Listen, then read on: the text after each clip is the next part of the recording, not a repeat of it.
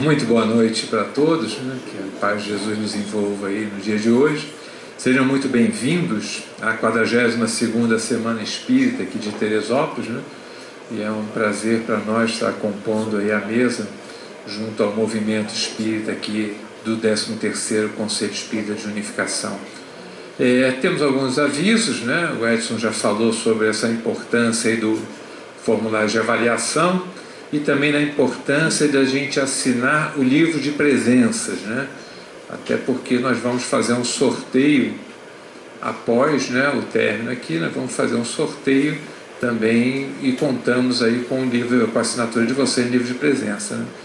É verdade que a gente, como fica a critério da casa, nós pensamos até em sortear um carro, mas depois a gente achou que um carro era pouco para vocês, a gente trocou por um livro espírita. Tenho certeza que vocês adoraram a ideia. Nós vamos sortear algo muito melhor que um carro, que é um livro espírita. Então, por favor, não deixem de preencher, né? Vamos lembrando que as perguntas, né, a Enir, né, nossa palestrante aí de hoje, será feita ao final. Então, ao término, nós vamos abrir para perguntas, que façam as perguntas por escrito, por favor, para a gente poder ouvir as respostas aí pela Enir, né? O lembrete sempre de desligar o celular, eu sempre aproveito para ver o meu também está desligado, então, por favor, desliguem os celulares, né? Coloquem no modo silencioso para não atrapalhar o nosso estudo aí, né? Nós vamos então passar aqui a palavra para o Antônio para a gente ler uma página inicial, uma página preparatória e fazer a prece inicial. Por favor, Antônio. Obrigado, Mauro. Boa noite, meus amigos e minhas amigas. Eu vou ler uma página desse pequeno grande livro de Carlos Pastorino, lá da página 177, e ele nos fala a seguinte coisa: faça questão de ser alegre e otimista. Nada na terra pode destruir a felicidade do homem otimista e alegre. Se lhe chegarem dores, receba-as com calma e não se deixe atingir por elas. Não coloque sua felicidade no que lhe vem de fora. Construa sua felicidade dentro de você mesmo, fazendo consistir sua aventura no progresso constante da vida do espírito, na sabedoria do coração.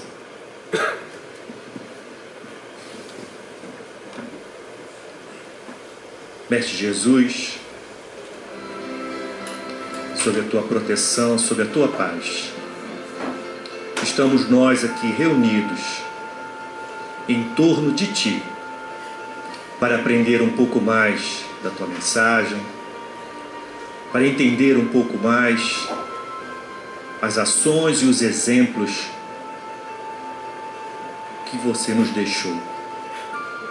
Que possamos ter ouvidos de ouvir, olhos de ver as mensagens que nos chegam, pois essa oportunidade de estudar o teu Evangelho, de estudar as tuas mensagens, é sempre única. Protege-nos, Mestre, fica conosco, agora e sempre. Assim seja.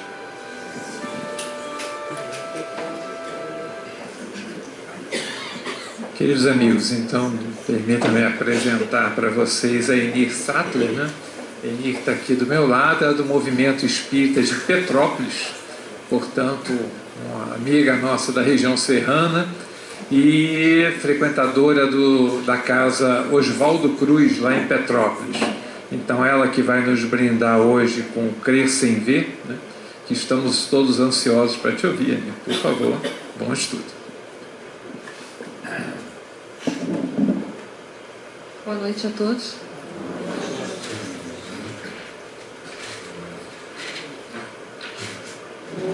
Agradeço a oportunidade de trabalho e que essa noite possa continuar, ser uma noite de festa dos nossos corações, né? Que é sempre bom a gente estar reunido e é sempre muito bom a gente falar da doutrina, que é essa doutrina que esclarece, essa doutrina que consola. E o nosso tema é crer sem ver. crer sem nenhuma percepção, sem nenhuma mescla de toda essa percepção corporal, de todos esses sentidos físicos nossos. Complicado isso pra gente. Crer sem ver. Será que a gente consegue? Será que estamos a caminho? Será que isso já está dentro de nós como um processo sendo elaborado, de nós conseguirmos? E o que significa crer sem ver? Então, essa noite a gente vai fazer algumas reflexões em torno desse tema. Não temos nenhuma pretensão de fechar, porque o interessante é movimentar o nosso mundo interno para a gente ir buscando as nossas respostas. Essa é a importância. A doutrina dos espíritos, a base filosófica dela, que ela tem um tríplice aspecto. Ela é ciência, ela é filosofia e religião. A nossa base de filosofia, né? Ela é Sócrates e Platão. E Sócrates, ele tinha aquele processo dele pedagógico que chamava-se maiêutica, parto das ideias. Então, é isso que a gente vai estar tentando fazer um pouquinho, tentando copiar um pouquinho Sócrates, desenvolver esse processo da gente elaborar dentro de nós as respostas, não ficar sempre esperando que o orador ou o próprio livro dê tudo para a gente pronto.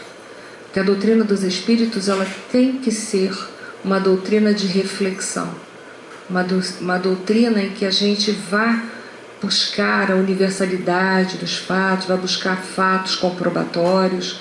Então, ela é uma doutrina que a gente tem que estar constantemente dentro de um processo de reflexão. Então, não tem nenhuma pretensão de dar tudo pronto, a gente tem que buscar. E em cada slide a gente vai ter a preocupação de estar colocando as referências bibliográficas, porque depois vocês podem pegar as obras e conferir, seguir o processo de reflexão, caso haja uma necessidade. Então vamos lá. Para a gente começar a falar sobre essa passagem, a gente vai ter que relembrar alguns aspectos desse momento, desse crer sem ver que nós vamos estar falando diretamente do apóstolo Tomé. Crer, né? Sem ver, ele não acreditou. A gente tem que entender que minutos antes, toda essa passagem, primeiro ela vai começar lá na visita do túmulo com Maria Madalena, Maria de Magdala, que vai visitar o túmulo de Jesus e descobre o quê? Que o túmulo está vazio, que o corpo do Mestre Jesus não se encontra mais lá. Ela fica muito desapontada, muito triste. E minutos depois de toda essa ocorrência, Jesus aparece para ela, falando que ela não tocasse, porque ainda o processo, né, do desencarne não tinha se dado por completo, mas ele se apresenta, ele se mostra para ela. Olha que interessante. As mulheres na vida de Jesus sempre tiveram um peso muito grande. Qual foi a primeira mulher que Jesus falou para ela, dentro dos evangelhos, que ele declarou para ela, por exemplo, que ele era o Messias esperado? Vocês lembram dessa passagem? Não? Samaritana. E a primeira pessoa com que ele vai aparecer no pós-morte, Maria de Magdala, uma meretriz, uma mulher pecadora, nos dizeres da época. E eu acho que hoje, no século XXI, a gente ia botar o mesmo rótulo nela, da mesma maneira. Apesar de já termos hoje uma compreensão da evolução humana, da evolução do espírito imortal, de todas essas questões, muitas vezes a gente ainda coloca títulos, né, rótulos preconceituosos nas pessoas, porque é muito difícil ainda para a gente compreendermos o momento da pessoa e auxiliar sem fazer alarde. Bom, logo após esse momento, Maria de Magdala se dirige a todos os discípulos de Jesus para dizer que ela viu o Mestre. E em seguida Jesus então aparece para os seus discípulos, os 12, menos quem? O Tomé, que não estava presente. Que aí questiona, que depois, quando ele vem a saber, ele questiona, mas será mesmo que era Jesus que veio até aqui, vocês? Só acredito se eu ver. Então, O nosso tema é crer sem ver. Muito bem. Ele foi intitulado como o apóstolo descrente. Descrente. É isso que a gente vai fazer uma reflexão. Até onde vai, né, esse crer sem ver? Até onde ele precisava ver para crer? Mas até onde que isso também é descrença ou não?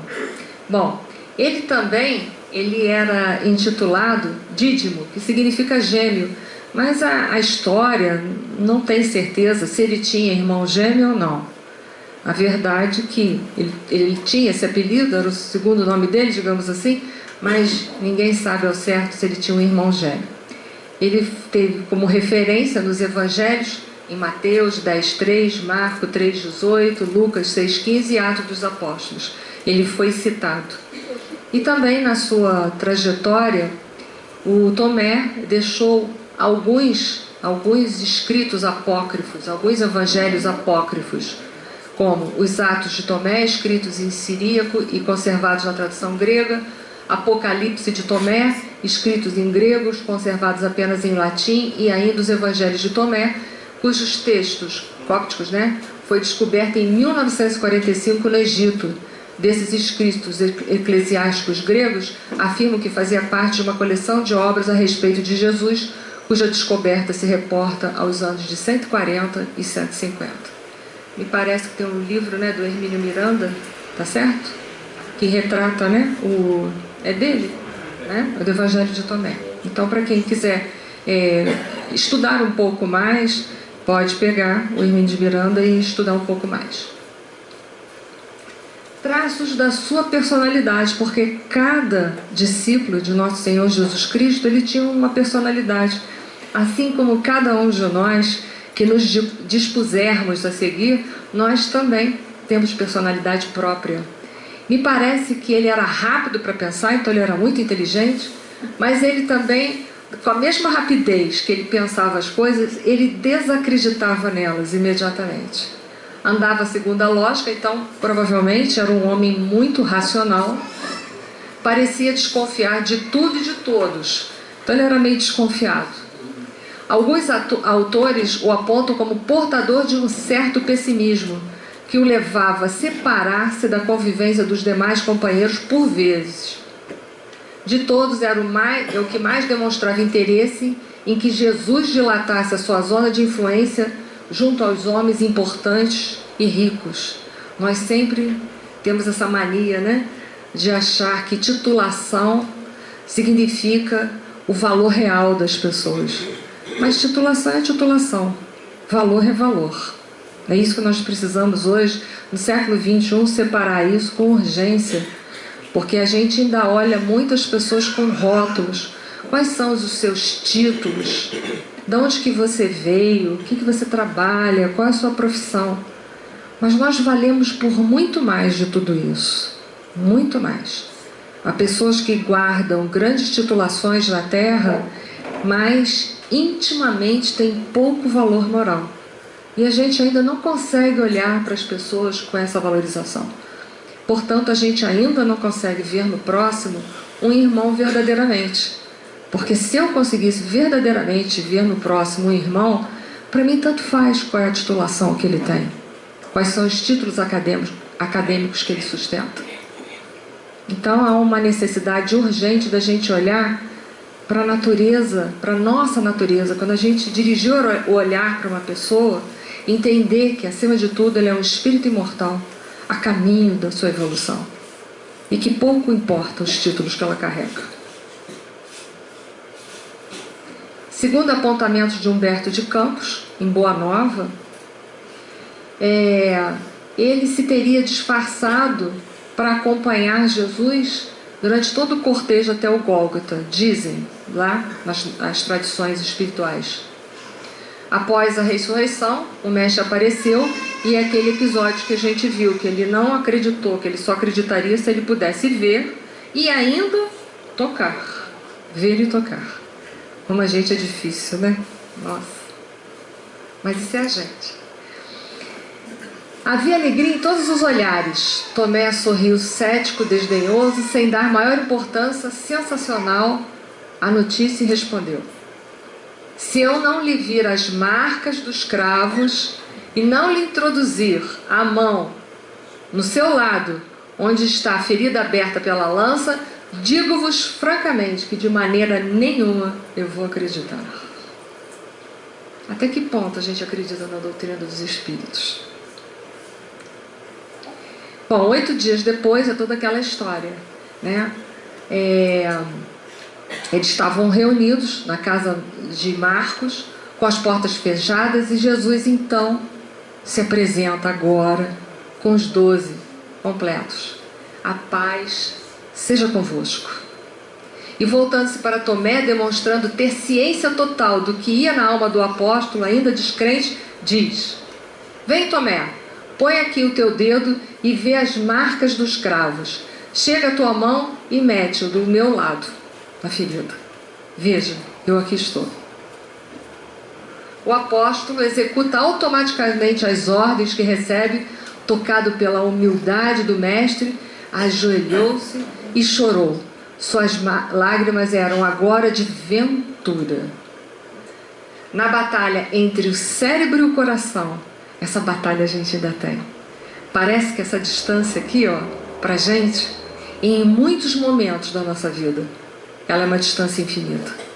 Quantas coisas a gente ainda não consegue aliar a razão à emoção.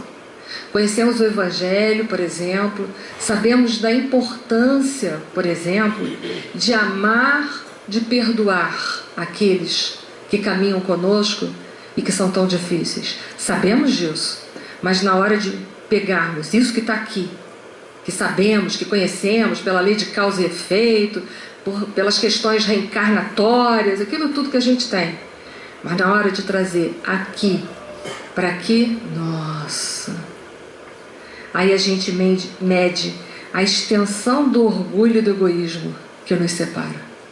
Essa é a realidade.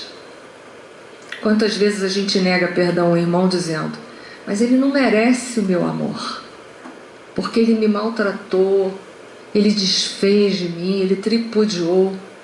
E a gente esquece que a lei de Deus não é a lei da vingança, não é a lei toma lá da cá, olho por olho, dente por dente, mas a lei de Deus é o quê? É a lei de amor. Nós devemos amar o outro não por quem ele é naquele instante, mas sim por aquilo que nós somos. E nós somos filhos de Deus. Então, muitas vezes, essa distância, que anatomicamente é tão perto, para a gente ela é tão difícil de ser vivida. Quantas vezes nós estamos testados na vida de relação e aí a gente vê o tamanho da distância. E o que distancia a emoção e a razão são as duas chagas da humanidade, que é o orgulho e o egoísmo ou a vaidade. A gente acha, né, que para quê? Por que eu vou perdoar? Eu não tenho nenhuma razão. Mas amar é muito mais do que uma razão. E aí Jesus o ergue, olha que bonito, Jesus o ergue e fala: porque me viste, Tomé, creste. Bem-aventurados os que não viram e creram. Bem-aventurados, a palavra quer dizer em marcha. Em marcha. E tudo que está em marcha na nossa vida está em processo de movimento. Então é um processo, é mudança, é ação o tempo todo. Então, bem-aventurados os que não viram, mas creram. Isso é uma reflexão para nós, porque nós estamos todos a caminho. Tomé saiu a pregar, tendo estendido seu apostolado à Índia, onde é reconhecido como fundador da Igreja dos Cristãos Sírios, Malabares, ou Igreja dos Cristãos de São Tomé. Consta que no ano 53 da era cristã, teria sido martirizado pelo rei Milapura, na cidade indiana de Madras, a flechadas que lhe provocaram intensa hemorragia, dissolvendo sua vida pouco a pouco. A dor e o sangue não lhe destruíram os sonhos, ele sonhava com a eternidade. Portanto, então, Tomé já era um outro homem. E eu fico imaginando aqueles que tiveram oportunidade de conviver mais estreitamente com Jesus. Não é possível ser a mesma pessoa. Não é possível. Assim como eu sempre imagino o que era o olhar de nosso Senhor Jesus Cristo para nós. Somente naquela passagem da mulher adúltera em que Jesus se levanta e olha. Você imagina o que é ser olhado por Jesus? Olho no olho por Jesus. Muito bem, esses slides vão ficar ali. Ali tem todas as referências que vocês podem mexer à vontade, espíritas ou não espíritas, para olharem. Vamos daí, o que vocês estão vendo? Por favor. Um sapo, hein?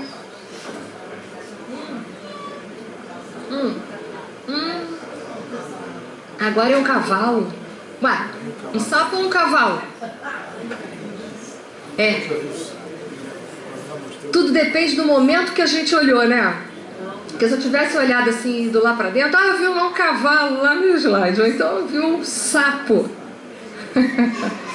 A nossa percepção das coisas é tão limitada que tudo depende do ângulo que a gente vai olhar, porque essa figura aqui está mudando de ângulo. E quando ela muda o ângulo, ela muda também a minha percepção. Eu vou ver outras realidades. Mas eu ainda posso ver uma terceira realidade. Ou seja, refletir, por exemplo, como eu fiz agora, sobre a forma pela qual a gente está vendo o ângulo, a gente vai captar coisas diferentes. Então, veja bem, eu posso dilatar a minha percepção de uma coisa, ir além do visual. Ela pode me levar a um processo de reflexão, como por exemplo, diante de uma discussão ou diante de uma relação humana, tudo depende do ponto, do ângulo em que eu estou olhando as questões. Por exemplo, isso é ir muito além dos olhos físicos, que me ofereceram basicamente dois níveis de percepções, duas realidades, um sapo ou um cavalo. Mas eu fui além de tudo isso quando eu levei para dentro, para o meu mundo interior, e comecei a filosofar. Quando eu falei que a filosofia que norteia os processos científicos do espiritismo são Sócrates e Platão, eu agora fiquei filosofando em cima da imagem. E fiquei pensando, levando isso para a minha vida, como tudo na vida é a gente olhar os vários ângulos de uma mesma situação. Vamos lá. Diz a mitologia que havia um Deus, você sabia ao certo se era filho, se não era de um Deus, mas enfim, vamos lá. O Procusto, ele era um Deus estranho na minha concepção. Porque o Procusto, ele morava num lugar estratégico, numa estrada onde passavam muitas pessoas por ali. E ele tinha assim, tipo uma pousada, ou seja, ele tinha uma cabana em que todo viajor que passava ali, que já fosse tarde da noite, ele oferecia às pessoas a dormirem lá, passar a noite, pernoitar. Só que tinha um probleminha. A pessoa tinha que caber exatamente na cama que ele tinha. Era uma cama de ferro. Então, se a pessoa fosse maior que a cama, ele cortava as pernas da pessoa, porque ela tinha que caber exatamente na cama. Se a pessoa fosse menor do que a cama, ele pegava a pessoa e esticando a pessoa, até a pessoa caber na cama. E aí isso dá pano para manga de reflexões, né? Vocês não acham, não? Eu vou perguntar, já que hoje também vão me perguntar, eu agora também vou perguntar, vou me vingar. Qual é a reflexão que vocês tiram dessa cama?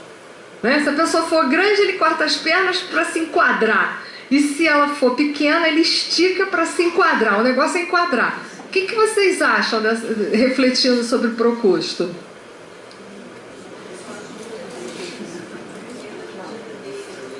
Isso, ó, já colocou. Ele só ajuda quem está dentro das medidas dele, dentro dos padrões dele. Boa reflexão. Isso já dá pano para manga, não dá? Será que eu ajudo a quem precisa ou a quem eu quero? Já dá pano para manga isso daí. O que mais que a gente pode pensar disso aí? São essas verdades quadradinhas que a gente carrega dentro da gente. E em função dessas verdades quadradinhas, a gente briga com os outros. Briga com as opiniões, separam as religiões, separam-se as casas. Bom, toda separação de casa surge mais uma. Sempre tem uma coisa boa, né? Mas eu digo assim... né? Não, eu estou falando isso, mas eu boto as minhas barbas de molho também, tá? Mas então, essas verdades quadradinhas que a gente quer aplicar a tudo. Eu tenho razão, você não sei, mas eu tenho, né? Essas coisas também, né? Já interferi. O que mais que vocês poderiam ver disso daí? Você querer também moldar as pessoas. Moldar? É. Você tem que ser como eu, você não tá vendo? É, isso aí. Ou você vai ser igual a mim ou não vai, né? Às vezes a nossa educação, para quem pegou o tempo da repreensão, antes da década de 60, a educação era muito quadradinha. Hoje ela não tem forma nenhuma, né? Ela é amorfa, segundo Zygmunt Bauman. Porque nós estamos numa sociedade líquida, o líquido ele vai ganhar forma de onde eu botar ele. Se eu botar nesse copo, ele fica nessa forma. Se eu botar em outro, numa vasilha quadrada, ele vai ficar quadrado, né? Isso é horrível. Mas deixa essa reflexão para outra hora. Então o Procusto ele é assim, ele fazia isso. Mas eu acho que hoje, no século XXI, a gente não faz mais isso, né? A gente abriga as pessoas, ajuda as pessoas, mas não tenta formatar elas, né? Não faz isso, né? Afinal de contas, nós sabemos que não é fora da casa espírita, não há salvação, é assim? Né? É, fora da caridade, isso aí. Kardec teve cuidado com isso. Crer sem ver. Vai entrar aqui agora um videozinho e vai começar a se movimentar daqui a pouco. Eu espero que tenham colocado um videozinho para dentro. Assim. Agora eu quero que vocês façam o seguinte, ó. Caminha com os olhos de vocês para um lado, para uma extremidade. E aí, se eu vou para a direita, ela está rodando para a direita, não é? Agora desvia o olho para a esquerda. Para que lado que ela está rodando agora? Gente, que confusão é essa? Muda de lado, é? Muda? Conseguiram todos ver? Não, eu espero um pouquinho. Foi? Se a gente vai para uma extremidade, para o lado direito, ela passa a rodar para o lado direito. Se eu desvio meus olhos para o lado esquerdo, olha lá. Imediatamente ela vira para o outro lado. Giram rápido, que vocês vão ver que ela vai ficar brincando de girar para lá e para cá. Se vocês conseguirem. Né? Pois é, né? Essa é a nossa realidade. É um ponto de vista, essa nossa realidade. E eu já me lembrei agora do Procusto novamente. A nossa realidade é um ponto de vista. E um ponto de vista é uma vista num ponto. Olha que coisa estreita, ó. Ó, obtusa, né? Porque uma vista num ponto, olha só. É uma coisa estreita. E muitas vezes essa estreiteza... É com essa estreiteza que nós olhamos para muitas coisas. Nós não devemos ficar com raiva disso, é o nosso momento. Há muitas coisas que a nossa visão está assim, e algumas coisas a nossa visão já está se abrindo. Mas isso faz parte do nosso processo. Podemos ir? Qual é mesmo o título da nossa palestra, hein? Opa, crer sem ver, tá bom. Podemos seguir? Ó, do que a gente vê ainda tem que... pensar muito, né? A gente, às vezes, precisa ver para crer. E do que se vê, tem que filtrar muito. É assim? Sim ou não? Eu vou fazer perguntas também. Vocês vão me perguntar, eu tenho direito. Muito bem. Esse é o texto que eu recebi do nosso irmão Vinícius, Pedro Camargo. Os olhos físicos, diz ele, estão na dependência dos espirituais. E aí vai a nossa interrogação. Como assim? Que os olhos físicos, eles estão na dependência dos nossos olhos espirituais. Como assim? Como assim? Vamos seguir? Temos que ir dando andamento no nosso ver, no nosso crer sem ver. Mesmo texto dele. Aquilo que vemos com os olhos da carne é transmitido ao espírito por meio de impressões. Ele é que realmente vê, porquanto é ele que julga, que discerne, que interpreta, que induz e que deduz. Os nossos olhos, eles vão captar esse ambiente e vão levar essa informação para nós, espíritos. Fazermos o quê? Discernir, fazer as nossas interpretações, as nossas induções, as nossas deduções. Eu fico pensando, vocês gostam de cachorro? Eu adoro. Eu perdi a minha esse ano, mas eu sinto muita saudade. Cachorro vê e ouve diferente da gente, não é? Escuta coisa, por exemplo, que eu não escuto, não sei de nada. Sem contar que às vezes eles percebem a nossa chegada em casa quando a gente às vezes ainda está a quilômetros longe da nossa casa. Então assim, eu fico vendo que entre as minhas percepções, não todas, mas algumas das minhas com as deles, nossa, eles estão bem melhor. Só que eles não têm o quê? Tem uma coisa que me favorece. Eu posso discernir, eu posso interpretar, induzir e deduzir. Eu posso levar todo o conhecimento meu a um processo científico que foi o mesmo caminho utilizado por Kardec, por incrível que pareça. Isso aí. Para tudo aquilo que está ao meu redor, para os livros que eu leio, para a minha vida de relação. Isso é válido para a minha vida de relação? É. Para os conflitos que eu estou vivendo. Mas ainda assim, fazendo a comparação com a minha cadelinha que se foi, a minha percepção física em relação a dela, em algumas que ela possui, eu estou muito atrás dela. Mas eu tenho coisas que me favorecem. No entanto, como é que é mesmo o título da nossa palestra? Hein? É palestrante caduco, toda hora pergunta a mesma coisa. Vamos lá. Pegando Kardec, que é sempre bom, a questão 237, percepções, sensações e sofrimentos dos espíritos, Kardec faz a pergunta assim: uma vez de volta ao mundo dos espíritos, ou seja, quando a gente desencarnar, conserva a alma as percepções que tinham quando na Terra? Pergunta Kardec, queria saber como é que era. Sim, além de outras de que aí não dispunha, porque o corpo, qual véu sobre elas lançado, as obscurecia. A inteligência é um atributo que tanto mais livre se manifesta no espírito, quanto menos entraves tenha que vencer. Então, quando a gente desencarna, a gente sabe que as nossas percepções dilatam. Ou, pelo menos as sensações, elas vão dilatar. Porque dizem os espíritos que desencarnam em sofrimento, que quando eles desencarnam e levam essas sensações muito presentes ainda na vida deles, quando eles ainda levam, diz que é um sofrimento indescritível, né? Não tem como descrever. Diz que é como uma coisa muito grande e exacerbada. Então olha só que interessante. A gente leva as nossas percepções, mas amplia as percepções, porque a gente começa a ver também o mundo espiritual, dentro do nosso processo de sintonia, mas a gente vê o mundo espiritual. Aí a gente pode ver os espíritos que estão ao nosso redor e os encarnados também. Então, nesse sentido, a nossa percepção, ela aumenta. E a nossa inteligência fica mais livre também, para a gente concaternar as coisas, diz os espíritos. Aí eu interrompi e botei esse pensamento aqui.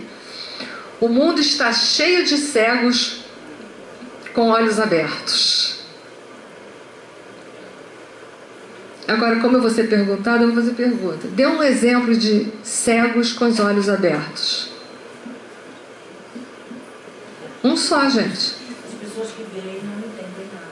Veem e não entendem nada. Veem o sofrimento humano, não entendem, não sentem, não tem sentimento, é como se fosse uma coisa comum, como se não tivesse nem a respeito, por exemplo. Pode ser um tipo de cegueira. Não perceber o sofrimento dos outros. Quantas coisas a gente está com os olhos perfeitos, mas a gente não enxerga? Muitas coisas. Até nossas. Até nossas. Quantas coisas da nossa personalidade a gente não vê E às vezes, num confronto com o inimigo externa e a gente fica passado. Na verdade, a gente fica até com raiva. Mas depois, quando a gente para pensar e fala, é verdade. É verdade. Às vezes é verdade. E se for verdade? Às vezes você fala para a pessoa assim, fulano não enxerga um palmo diante do nariz. É muito comum. Quer dizer que ele é muito egoísta, pode ser, né? Ele não vê nada além dele mesmo. Também pode ser uma forma figurada, né, da gente estar expressando grandes verdades. Né? Você não vê um palmo na frente do seu nariz. Porque você tem deficiência visual? Não, eu enxergo perfeitamente. Mas ele não vê um palmo porque a percepção emocional dele é muito estreita.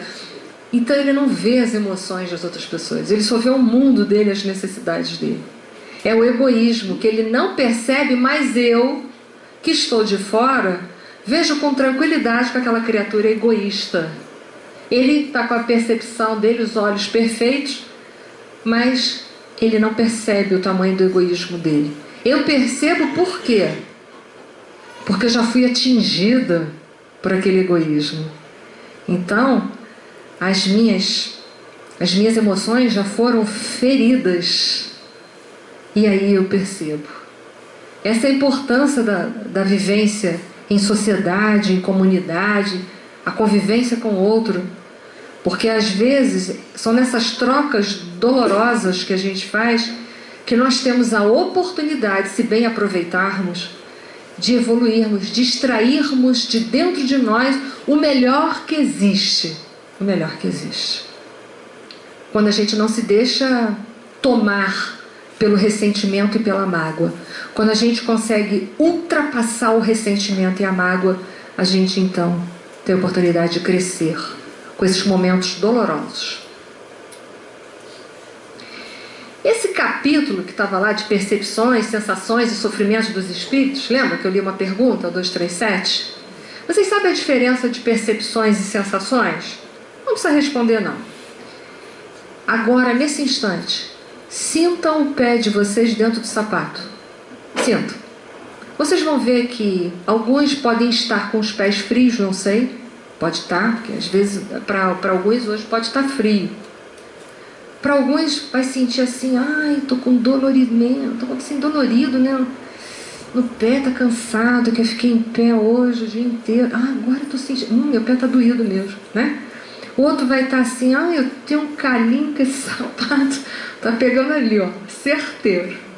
Ou então meu pé tá confortável, tá aquecido, tá abrigado das intempéries, tá ótimo. Foi? Todo mundo? Cada um captou uma coisa aí, né? Isso é sensação. Estava presente aí o tempo todo. Mas o que eu fiz com vocês? Eu chamei atenção para isso. Quando eu chamo, o nome disso é percepção. Percepção é tornar a sensação consciente. Chamei vocês para essa consciência. Aí eu chamei para percepção. A percepção foi até lá, aproveitou-se da sensação que estava presente o tempo todo. Não foi porque eu falei agora que o pé de vocês já estava com a mesma coisa antes. Vocês aqui não perceberam. E vocês então tornaram essa sensação consciente. O nome disso é percepção. Foi a diferença? Ficou claro didaticamente? Então, percepção é quando eu torno uma sensação física qualquer consciente. Quando eu, por exemplo, dirijo o meu olhar para um ventilador, estava ali o tempo todo circulando. Eu agora que prestei atenção nele que estava ligado. Mas estava aí o tempo todo. Por exemplo, estou percebendo a ambiência. Para mim, o clima aqui está ótimo. Talvez para vocês que estejam sentados, um pouco frio. Para mim não, que eu estou falando, estou gesticulando, eu estou com calor. Mas a sensação essa sensação que eu falei agora, ela já estava em mim. Eu que tornei ela agora consciente. Ok? Então, para tornar algo consciente, nós temos que ter o quê? Uma consciência. Isso é que nos difere dos animais, lembram? Nós podemos discernir, avaliar, deduzir, induzir. Nós podemos pegar essa sensação e torná-la maior no nosso mundo. O animal não, às vezes ele tem uma percepção maior, ele tem uma sensação, os órgãos dele físicos permitem que ele veja mais aguçadamente, ouça mais. Mas para quê? Para ele sobreviver. Eu, em relação ao cachorro, lembra que eu falei que tem algumas coisas que nós estamos abaixo, mas em compensação a gente pode avaliar uma situação, coisa que eles não podem. 238. São ilimitadas as percepções e os conhecimentos dos espíritos? Numa palavra, eles sabem tudo, os espíritos? Olha, isso é bom para a gente trazer hoje para o século XXI. E vocês sabem por quê? Porque está sendo produzido muitas obras que não, os espíritas não estão discernindo. Eu chamo atenção para isso. Ah, mas foi o espírito que ditou. Não quero nem saber que foi o espírito que ditou. Como diz São João, tem que ver se o espírito é de Deus. Quanto mais se aproximam da perfeição, tanto mais sabem. Se são espíritos superiores, sabem muito. Os espíritos inferiores são mais ou menos ignorantes acerca de tudo. E assim somos nós também. Nós sabemos tudo? Não. Pode ser que daqui a pouco, quando vocês me fizerem uma pergunta, eu vou falar assim para vocês, eu não sei. E qual é o problema? Não sei. A gente consulta os amigos aqui presentes, alguém sabe responder? Já me perguntaram se eu fico encabulado, eu falei assim, não, eu digo que eu não sei. Porque a gente não deve falar como se soubesse não sabendo. Olha que coisa comprometedora. Nós estamos usando mal da tribuna e usando mal a doutrina, que é um patrimônio universal. Ele não é meu. Não é? Então vamos lá. Aí diz lá Vinícius, a visão real é do interior. Nós temos que responder isso. A do exterior serve apenas para despertar aquela, impressionando-a de maneira mais ou menos acentuada.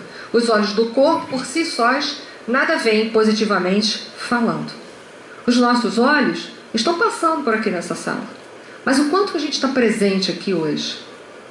Às vezes a gente está aqui nessa sala pensando, logo mais quando chegar, vou comer uma pizza.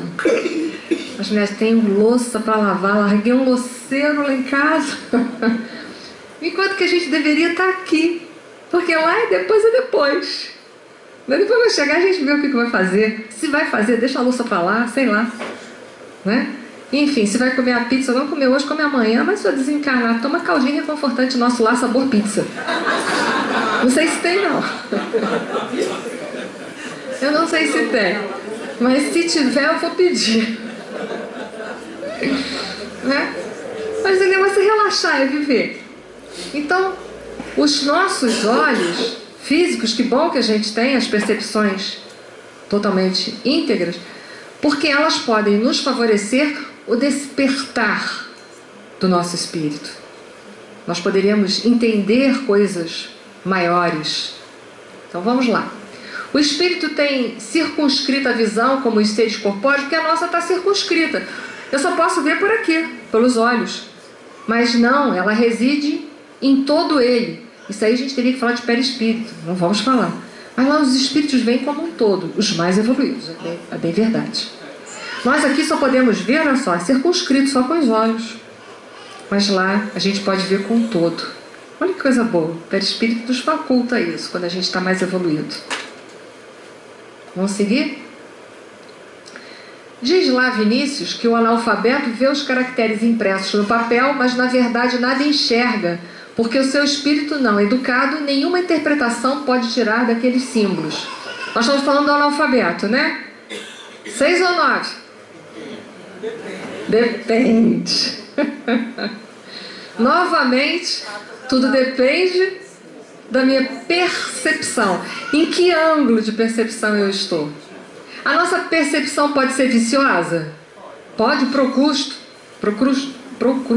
né? Tinha falei certo? Procusto. Procusto.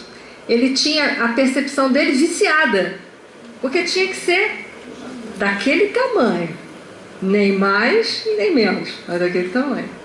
E aí equivale agora a gente fazer essa pergunta se a nossa percepção está viciada. Será que a nossa percepção é viciada? Eu não sei. A minha eu sei, eu não sei da de vocês. 6 ou 9? Vamos lá. Por isso é que muita gente, segundo a eloquente expressão evangélica, tem olhos e não vê, tem ouvidos e não ouve, tem inteligência e não entende. Quantas parábolas de Jesus a gente fala assim, eu entendi, mas eu não sei dizer nada. Quantas passagens de Jesus? Não, entendi, agora falar um negócio complica. Né? Como? Ó, vamos lá. Olha só esse quadrinho ali, olha que interessante. Isso é verdadeiro, o outro, isso é verdadeiro, isso é verdadeiro. Porque todos os fatos têm 3 versões na vida. A sua, a minha e a verdadeira. Isso eu chamo muita atenção lá em Petrópolis, quando eu converso com o pessoal nos estudos. Cuidado quando vocês vão fazer atendimento fraterno. Porque vem a esposa, um exemplo, fala do marido. Aí a gente toma partido. Ah, coitada, mas você não escutou o marido. Aí às vezes quando você vai escutar o marido, você fala assim, agora já estou na dúvida. Né? Cuidado com o partidarismo, porque o partidarismo é o quê? É a visão quadradinha da realidade. É, isso aí. Cuidado, cuidado. Na dúvida segue o Evangelho. Na dúvida segue o Evangelho. Fala de perdão, de tolerância, segue. Na dúvida segue o Evangelho. Cuidado com os partidos, que coisa partida não é inteira, né? Tem um perigo isso. Então ali a gente vai vendo que as situações têm pelo menos 3 ângulos nas relações humanas. Pelo menos, tem muito mais às vezes. Porque nós poderíamos colocar um outro ali, que seria o fator emocional e o fator espiritual da pessoa. A emoção de base que as pessoas carregam. Qual era a emoção de base do Tomé? Não sei se vocês lembram lá do início. Ele era meio pessimista, meio descrente. Ele era meio assim, ó, Deus ouviu do azar, né? Porque pessimista, mais ou menos isso. Então, para o pessimista, tudo assim. A gente fala assim, ah, vai dar certo. Ah, não sei não. Né? Ele já vai com o pezinho atrás. Porque está carregado da emoção dele. Então, se a gente está eufórico, a gente carrega aquele dia, se a gente está eufórico, a gente vê tudo nesse ângulo. Se a gente está triste, vê tudo no ângulo da tristeza. Cuidado, porque as emoções perturbam essa filtragem. Né? E é fator espiritual. Quanto mais evoluída é uma pessoa, mais ela vê. Quanto menos, ela menos percebe. Isso em relação a gente, que está conversando com o outro, e em relação ao outro, daquilo que ele está narrando para a gente. Olha a complicação. Por isso, crer sem ver, né? É. Olha só que interessante falando de percepções. Vocês sabem quem é esse cidadão aí? É o Newton. Bonitinho, né? Olha só. Caiu uma maçã, se caísse na minha cabeça, eu ia falar assim, mas que azar, hein? Justo hoje que eu vim sentar aqui debaixo dessa árvore, essa maçã decide cair na minha cabeça. Não tinha outra hora para cair, não. Mas o que fez o Newton? Opa! Caiu a maçã, mas por que ela se dirigiu à Terra? Ela poderia ter se dirigido horizontalmente? Poderia ter subido, poderia ter virado, ter feito curva, mas por que ela foi? Lembra que o Vinícius falou para a gente no texto atrás? Um processo de discernimento, interpretação, indução e dedução. Newton descobriu as leis da física. As 3 leis, né? Que servem até hoje, né? A mecânica newtoniana ainda serve até hoje como base para a construção, para as nossas ciências. Ela não morreu porque existe física quântica. Ela continua existindo e servindo de modelo para nós construirmos as nossas coisas, né? Então, olha só, isso é uma percepção. Newton, ele foi além daquilo que ele estava vendo. Ele começou a refletir, a discernir as coisas. Então, precisamos, por isso que, lembra que os olhos, nossos olhos, eles precisam de algo mais, nós precisamos despertar ele. Porque os olhos físicos são limitados, nós precisamos despertar a visão espiritual. Lembra lá no início, em que eu coloquei uma interrogação? Porque os olhos físicos estão na dependência dos olhos espirituais. A gente só deu um exemplo banal aqui do quanto a gente precisa refletir. Ou seja, há fatores que contribuem para nós ampliarmos as nossas percepções. O adiantamento intelectual, que quanto mais nós temos inteligência intelectual, mais a gente compreende o mundo, mas também a nossa sensibilidade moral, que nos dá uma amplitude ainda maior das verdades humanas, das relações, das avaliações. Isso tudo vai ampliar. Então precisamos desenvolver as nossas percepções também espirituais. Mas para isso a gente precisa diminuir a distância que existe entre razão e emoção, que em Tomé estava conflitado. Mas será que na gente também? Vamos lá. Agora uma historinha. Acreditando sem ver. Disse que um rei muito famoso perguntou ao seu sábio, falou assim: eu gostaria muito de ver o vosso Deus. E o sábio respondeu assim para o rei: é impossível. E aí o rei disse: impossível? Então como posso confiar minha vida a alguém que não posso ver? E aí o mestre virou-se para o imperador, para o rei, e disse: mostre-me o bolso onde tem guardado o amor por sua mulher, e deixa-me pesá-lo para ver se é bem grande. O rei respondeu: não seja tolo, ninguém pode guardar o amor num bolso. E aí o sábio virou para ele e disse assim: o sol é apenas uma das obras que o Senhor colocou no universo, e no entanto você não pode olhá-lo diretamente. Tampouco pode ver o amor, mas sabe que é capaz de apaixonar-se por uma mulher e confiar sua vida a ela. Não lhe parece evidente que existem certas coisas em que confiamos sem ver? Mas a nossa pergunta é: Jesus disse: bem-aventurados os que não viram, mas creram. Falou isso para Tomé. Bem-aventurados, em marcha, a caminho da evolução, estão aqueles que não precisaram ver para crer. Quantos de nós aqui talvez não temos nenhuma faculdade mediúnica, ostensiva, mas nós acreditamos nos espíritos, acreditamos na vida espiritual? E tem médios que têm todas as faculdades e tem uma dúvida. Porque é preciso que nós venhamos a desenvolver dentro de nós o quê? A fé e a esperança. O que é fé? Uma confiança. Mas a nossa fé é uma fé cega? Aceita tudo? Será que é isso que Jesus quis dizer? Tudo? Nós temos que aceitar tudo que está aí? Não. É uma fé que vai passar por um processo de reflexão, de discernimento, de avaliação. Porque nós não estamos tolhidos de avaliar. De confiança. Exatamente, de confiança na providência divina. Porque há muitas coisas, gente, às vezes, a fé é isso. Eu estou passando, por exemplo, um momento agora muito difícil. Sei que a gente tem que acreditar que tudo passa. Sim, mas isso é teórico. Mas eu tenho que acreditar que tudo passa, por quê? Porque Deus é infinito na sua perfeição, é infinito na sua sabedoria, infinito no seu amor, infinito na sua justiça. Portanto, não tem problema neste mundo que Deus não tenha a solução. Isso é uma forma de ver, de entender e de seguir. Mas vou ter que esperar? Vai. Mas eu quero agora. Não, você quer agora, mas você tem que esperar. Aí vem esse. Porque esperança não é sentar na cadeirinha e falar assim: estou aqui esperando. Vocês vão ficar aqui até a próxima encarnação. Porque esperança é uma coisa dinâmica.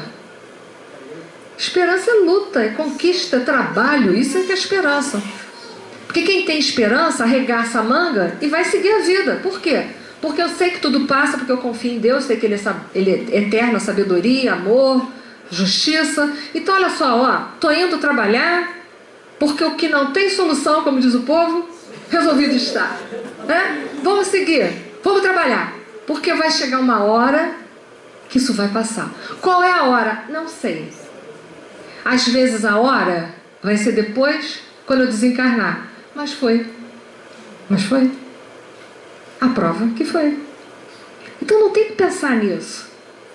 Tem que trabalhar. Isso é ter esperança. Porque muita gente acha que esperança é sentar na cadeirinha e ficar aí sentado, vamos lá. Mas Deus ainda não mandou nada. Nem vai mandar, amigo.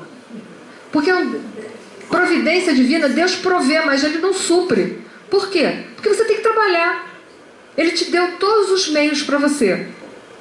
Ele te deu as sementes, mas o que cabe a você?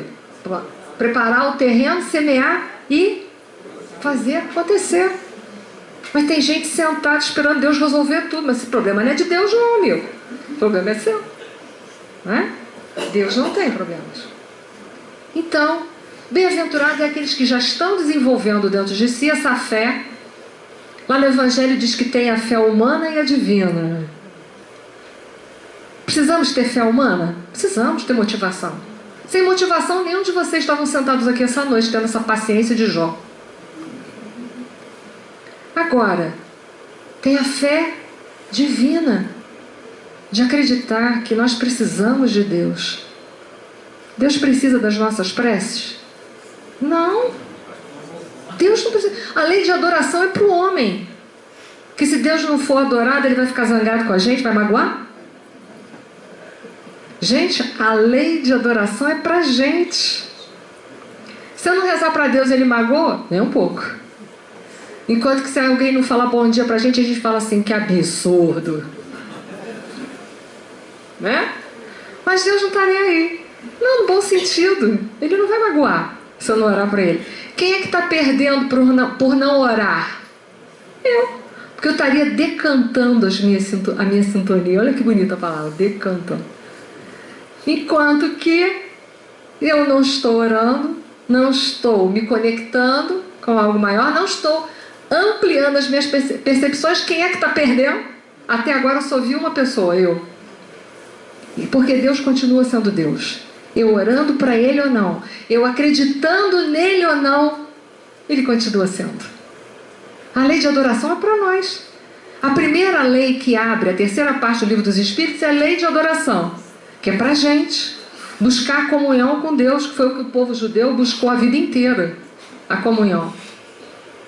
É para nós nos ligarmos com Deus, porque Deus já está ligado conosco. Porque Ele está em todos os lugares, Ele está dentro e fora de mim, Ele já está. O que está faltando? Eu me conectar a Deus. Deus mora onde deixam Ele entrar.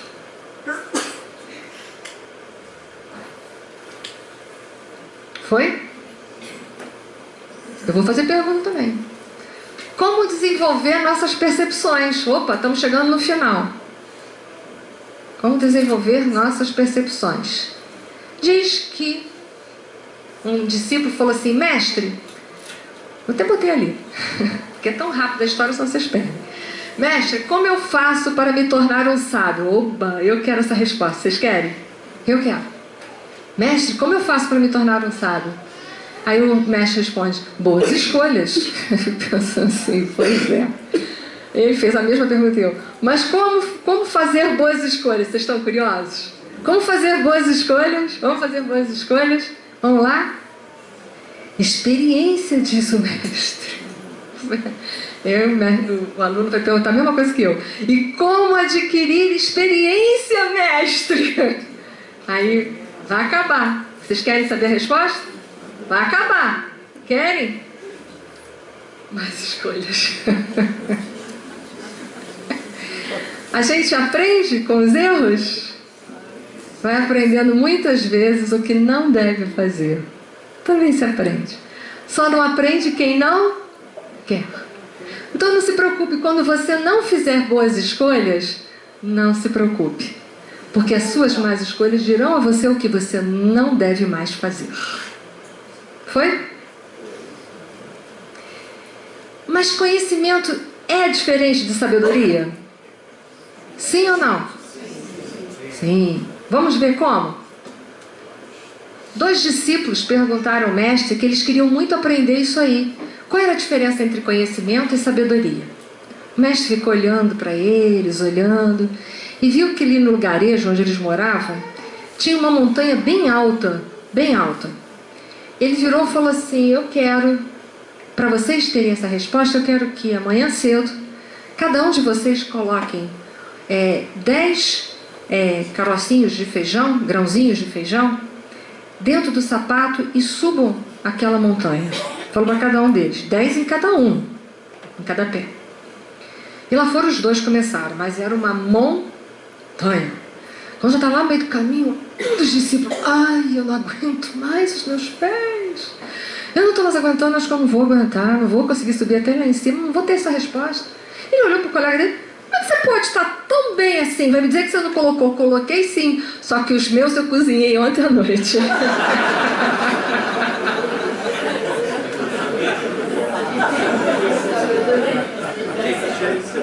Eram 10 de qualquer maneira, né?